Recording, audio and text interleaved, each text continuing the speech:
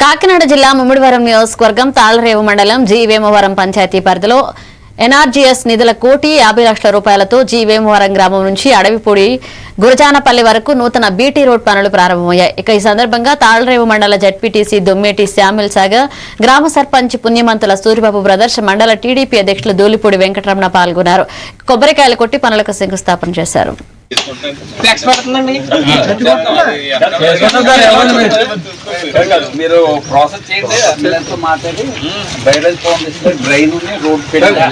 ఇంకా అభివృద్ధి కాకుండా R&D డిపార్ట్మెంట్స్ కానివ్వండి, ఇతర డిపార్ట్మెంట్ నుంచి కాకుండా CSR కానివ్వండి, ఎంపీ గారు ల్యాబ్స్ కానివ్వండి, ఏవి కాకుండానే ఒక్క ఎన్ఆర్జీస్ లోనే దగ్గర మనం 17-18 మండలు వినాయకుడి గుడి వరకు సుమారు 3.5 కిలోమీటర్ల రోడ్డు ఇది.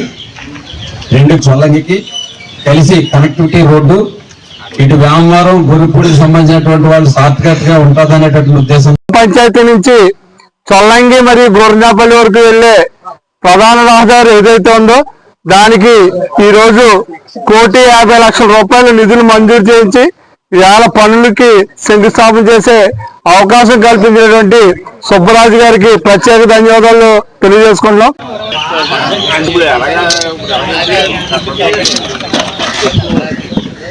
అది ఇలా లేదు.